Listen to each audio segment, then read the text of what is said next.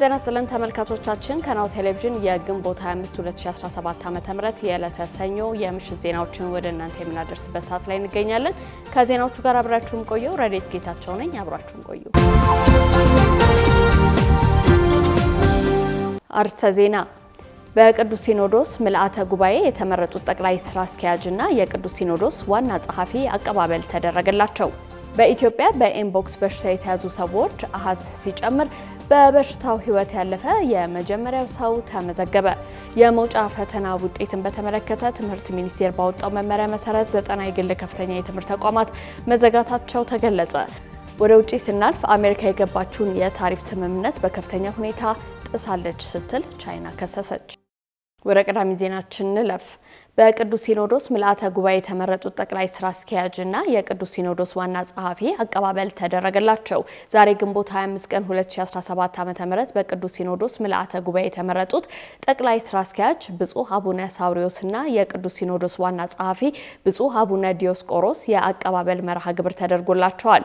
በዚሁ መርሃ ግብር ላይ ብፁዕ ወቅዱስ አቡነ ማትያስ ቀዳማዊ ፓትርያርክ ርዕሰ ሊቃነ ጳጳሳት ዘኢትዮጵያ ሊቀ ጳጳስ ዘአክሱም ወዕጨጌ ዘመንበረ ተክለ ሃይማኖት ተገኝተው አባታዊ መልእክት አስተላልፈዋል። በመልእክታቸውም የእግዚአብሔር ቤት በእግዚአብሔር መንገድ ብቻ መመራት እንደሚኖርበት አስገንዝበዋል። የእግዚአብሔር ቤት በአምልኮት እግዚአብሔርና በጸሎት ከመራ ነው ሁሉም ነገር ቀና ይሆናል። ዓለማዊ መንገድ ከተደባለቀበት ግን አደገኛ ነው ሲሉ አክለዋል። አያይዘውም አዲሶቹ አመራሮች የሁላችንም ድጋፍና ጸሎት ያስፈልጋቸዋል። ስለሆነም ሁላችንም እንደ አንድ ቃል ተናጋሪና እንደ አንድ ልብ መካሪ በመሆን በሐቅና በቅንነት ልናግዛቸው ይገባል ብለዋል። ይህችን ታላቅ ቤተክርስቲያን በእግዚአብሔራዊ መንገድ ሰርተን ካልጠበቅናት አደጋው የከፋ ይሆናል ያሉት ቅዱስነታቸው ይህን በመገንዘብ ቤተክርስቲያናችንን በቀና መንገድና በመንፈሳዊነት መምራት ይኖርብናል ሲሉ አጽንኦት ሰጥተው አስገንዝበዋል። ጥላቻ፣ ዘረኝነት፣ ጎጠኝነት አይጠቅምም። እኛ መንፈሳዊያን ነን። እግዚአብሔር ሲፈጥረን ንጹሃን አድርጎ ነው የፈጠረን። እኛ በራሳችን መንገድ በመጓዛችን ነው ወርደን ተጠባቂዎች የሆነው ያሉት ቅዱስነታቸው እኛ ጠባቂዎች መሆናችንን አውቀን የጠባቂነት ሚናችንን ከጥላቻና ከዘረኝነት በራቀ መንገድ በመፈጸም ለሰይጣን ሳይሆን ለእግዚአብሔር ተመችተን መገኘት አለብን ሲሉ ገልጸዋል።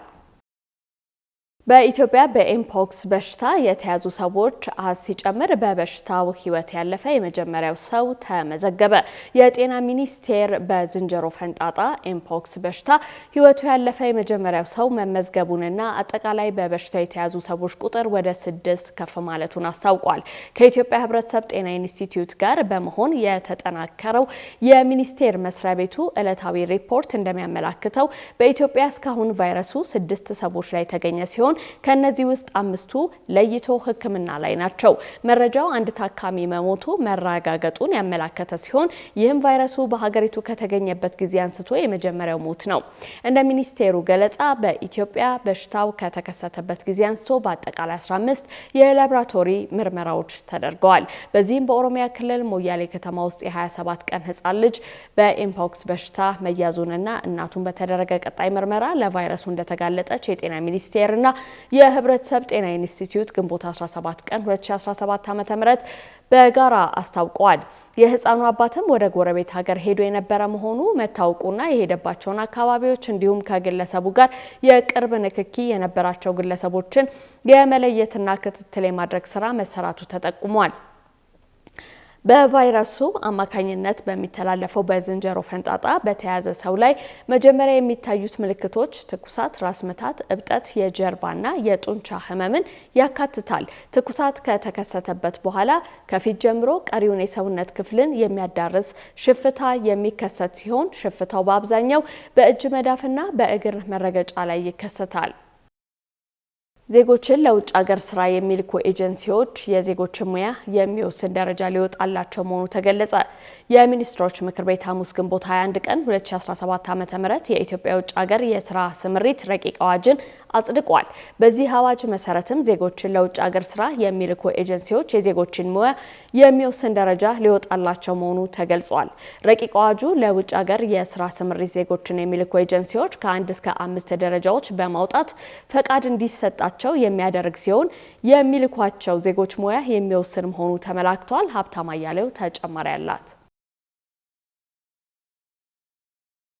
የሚኒስትሮች ምክር ቤት ሐሙስ ግንቦት 21 ቀን 2017 ዓ.ም ያጸደቀው የኢትዮጵያ የውጭ ሀገር የስራ ስምሪት ረቂቅ አዋጅ በአዋጅ 1246/2013 የተካተቱ አንቀጾችን ያሻሻለና አዳዲስ አንቀጾችን ያካተተ ነው ተብሏል። ረቂቅ አዋጁ ለውጭ ሀገር የስራ ስምሪት ዜጎችን የሚልኩ ኤጀንሲዎች ከ1 እስከ 5 ደረጃ በማውጣት ፈቃድ እንዲሰጣቸው የሚያደርግ ሲሆን የሚልኳቸው ዜጎች ሙያን የሚወስን መሆኑ ተመላክቷል። በዚህም መሰረት ደረጃ እንደ ፈቃድ የሚወሰን ኤጀንሲው በሁሉም አይነት የሙያ ዘርፎች ዜጎችን መላክ የሚችል ሲሆን ደረጃ 5 ፈቃድ ያወጣ ኤጀንሲ ግን ለቤት ውስጥ ስራ ወይም የቤት ሰራተኝነት የሚሄዱ ዜጎችን ብቻ እንደሚልክም ይደነግጋል። የሰለጠነ የሰው ኃይልን ለመላክ በሚኒስቴሩና በተቀባይ ሀገራት ከሚገኙ አቻ ስልጣን ካለው የመንግስት ተቋም ወይም እውቅና ካለው አሰሪ ኩባንያ የሁለትዮሽ ስምምነት ወይም መግባቢያ ሰነድ ሲኖር ነው ተብሎ በአዋጅ 1246/2013 የተደነገገው አንቀጽ በረቂቅ አዋጁ እንዲቀርብ የተደረገ ሲሆን ምንም አይነት ስምምነትም ሆነ መግባቢያ ሰነድ ሳይኖር ለሰለጠነ የሰው ኃይል ስራ አፈላልጎ ማግኘት የቻለ ኤጀንሲ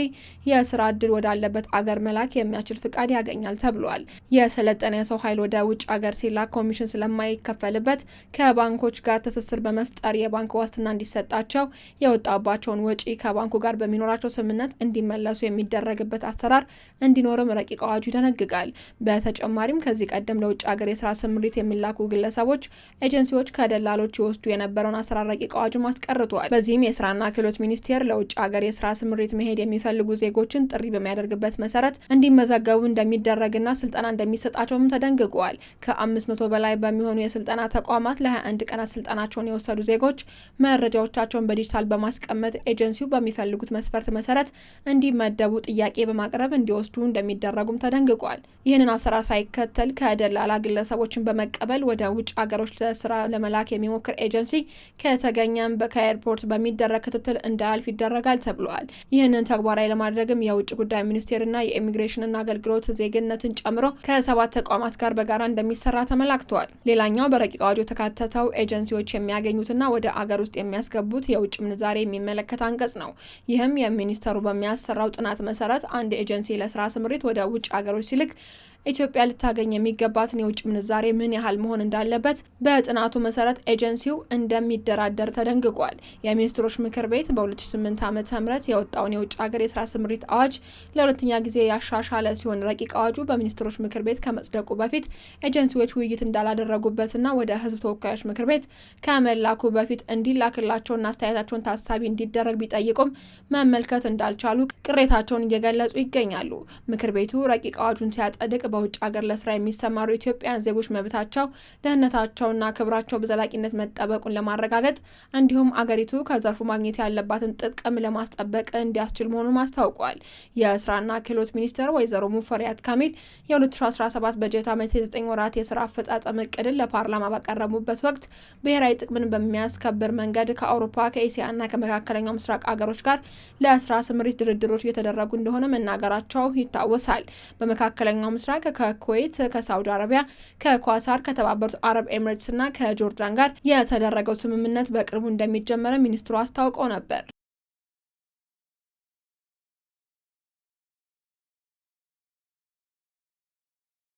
የመውጫ ፈተና ውጤትን በተመለከተ ትምህርት ሚኒስቴር ባወጣው መመሪያ መሰረት 90 የግል ከፍተኛ የትምህርት ተቋማት መዘጋታቸው ተገለጸ። የትምህርት ሚኒስቴር የከፍተኛ ትምህርት ተቋማት የመውጫ ፈተናን አስመልክቶ ባወጣው መመሪያ መሰረት 90 ያህል የግል ከፍተኛ ትምህርት ተቋማት ከሚያስፈትኗቸው ተማሪዎች 75 በመቶ ያህሉን ማሳለፍ ባለመቻላቸው ምክንያት መዘጋታቸው ተገልጿል። የትምህርት ሚኒስትር ዴኤታ አቶ ኮራ ቱሼኔ ቅድስት ማርያም ዩኒቨርሲቲ ግንቦት 21 ቀን 2017 ዓ.ም በአዲስ አበባ ባዘጋጀው የአፍሪካ የግል ከፍተኛ ትምህርት ተቋማት ዓለም አቀፍ ጉባኤ ላይ እንደተናገሩት 90 ያህል የግል ከፍተኛ ትምህርት ተቋማት ተዘግተዋል። ከመንግስት ዩኒቨርሲቲዎች እስካሁን የተዘጋ ባይኖርም ዝቅተኛ ውጤት ያስመዘገቡ ተቋማት እንዳሉ ሚኒስትር ዴኤታው ተናግረዋል። ተዘግተዋል የተባሉት የግል ከፍተኛ የትምህርት ተቋማት በሁሉም የኢትዮጵያ አካባቢዎች ሲያስተምሩ የነበሩ ቢሆንም ስማቸው አልተጠቀሰም። እንደ ሀገር ወደ ዩኒቨርሲቲ የሚገቡ ተማሪዎች ቁጥር ቅበላ ጉዳቱ በሁሉም በሁሉም ላይ ቢሆንም የግል ተቋማት እንደ መንግስት አቻ ተቋማት የበጀት ድጎማ ስለሚያገኙ ጉዳቱ የበለጠ ነው ብለዋል። የ12ኛ ክፍል ብሔራዊ ፈተና ወስደው ወደ ዩኒቨርሲቲ መግባት ያልቻሉ ነገር ግን የዳግም ወይም ሬሚዲያል ፕሮግራም በመኖሩ ጉዳቱ የተወሰነ መቀነሱም ተገልጿል። የግል ዩኒቨርሲቲዎች ራሳቸውን በትምህርት ስርዓቱ ውስጥ ለማቆየትና ከገበያ ላለማውጣት ከዚህ በፊት ከነበረው የተለየ ፖሊሲ መከተል እንደሚጠበቅባቸው እንደ ምክረ ሀሳብ ተጠቁሟል። ተመልካቾቻችን ያላችሁት ነው ቴሌቪዥን ላይ ነው። አሁን ደግሞ ወደ ውጭ ዜናዎች እናልፋለን። የኒጀር ፕሬዝዳንት ምዕራባውያን በሳህል ጥምረት ሀገራት ላይ የከፈቱትን ተዘዋዋሪ ጦርነት አወገዙ። የኒጀር ወታደራዊ መሪ ጀነራል ቲቺያሪ ፈረንሳይ እና አጋሮቿ በስውር መረቦች በታጣቂ ቡድኖችና በክልላዊ ድጋፍ በሳህል ሀገራት ኮንፌዴሬሽን አለመረጋጋት እየፈጠሩ ነው ሲሉ ከሰዋል። በክልሉ ውስጥ የታጠቁ ሁለት የፈረንሳይ ቡድኖች እንደሚንቀሳቀሱም ጠቅሰዋል። የመጀመሪያው በጄን ማሪ ቦኬል የሚመራው ህዋስ የሳህልን ተጽዕኖን ለመመለስ ይፈልጋል። ሁለተኛው ደግሞ በክሪስቶፍ ጊሉ አስተባባሪነት የፈረንሳይ ሪፐብሊክ የጋራ የውጭ እና ወታደራዊ መረጃ አገልግሎትን የዲፕሎማቶችንና የፍራንኮፎኒን ገደብ የለሽ ገንዘብ በማሰባሰብ ላይ ነው ተብሏል። በተጨማሪም ናይጄሪያ ከኒጀር የተባበሩት የፈረንሳይ ወታደሮች በማስጠለልና እንቅስቃሴያቸውን በሎጂስቲክስ በመደገፍ ተወቅሳለች። በመጋቢት ወር የምዕራባውያን ኃይሎች ቦኮ ሀራምና ዳኢሽን ባካተተው ሚስጥራዊ ስብሰባ በሳህል ጥምረት ሀገራት ላይ የእጅ አዙር ጦርነት ስለመክፈት መወያየታቸውንም ተናግረዋል። በመጨረሻ አሜሪካ የገባችውን የታሪፍ ስምምነት በከፍተኛ ሁኔታ ጥሳለች ስትል ቻይና ከሰሰች። ቻይና አሜሪካ የገባችውን የንግድ ስምምነት መጣሷን ገልጻ ጥቅሞቿን ለመከላከል ጠንካራ እርምጃዎችን እንደምትወስድ አስታውቃለች። የቻይና ንግድ ሚኒስቴር እንዳለው ዋሽንግተን ባለፈው ወር በጄኔቫ ሁለቱም አገራት ወደ አገራቸው በሚያስገቧቸው ምርቶች ላይ የጣሉትን ታሪፍ ዝቅ ለማድረግ ከስምምነት ቢደርሱም አሜሪካ ግን ይህንን ስምምነት በአደገኛ ሁኔታ ዝቅ የሚያደርግ እርምጃዎች መውሰዷን አስታውቃለች። የሚኒስትሩ ቃል አቀባይ አክለውም የአሜሪካ እርምጃዎች በጥር ወር በቻይና መሪ ዢ ጂንፒንግ እና በፕሬዝዳንት ዶናልድ ትራምፕ መካከል በተደረገ የስልክ ውይይት ወቅት የተደረሰውን ስምምነት በእጅጉ ተጥሷል ብለዋል። የቻይና መንግስት አቋም የተሰማው ባለፈው አርብ ትራምፕ ቻይና ከኛ ጋር የገባችውን ስምምነት ሙሉ በሙሉ ጥሳለች ሲሉ ከተናገሩ በኋላ ነው። በወቅቱ የአሜሪካ ፕሬዝዳንት ዝርዝር መረጃን ያልሰጡ ቢሆንም የንግድ ተወካይ ጄምሰን ግሬር እንደተናገሩት ግን ቻይና በስምምነቱ መሰረት ከታሪፍ ውጪ የሆኑትን ተግዳሮቶች እያነሳች እንዳልሆነ ተናግረዋል። በጄኔቫው የንግድ ስምምነት አሜሪካ ከቻይና የሚመጡ ሸቀጦች ላይ የጣለችውን ቀረጥ ከ145 በመቶ ወደ 30 በመቶ ዝቅ አድርጋለች። ቻይና በበኩሏ በአሜሪካ ምርቶች ላይ የጣለችውን ታሪፍ ከ125 በመቶ ወደ 10 በመቶ አውርዳለች። ይህ በእንዲህ እንዳለ ሁለት ከፍተኛ የዋይት ሀውስ ባለስልጣናት ትራምፕና የቻይና አቻቸው በቅርቡ ሊነጋገሩ እንደሚችሉ ጠቁመዋል። ተመልካቾቻችን ዜናዎቻችን እነዚህን ይመስሉ ነበር። ከቀሪ ናሁ ቴሌቪዥን ፕሮግራሞቻችን ጋር አብራችሁን ቆዩ። ከዜናዎቹ ጋር አብራችሁ የቆየሁት ረዴት ጌታቸው ነኝ። ጤና ይስጥልኝ።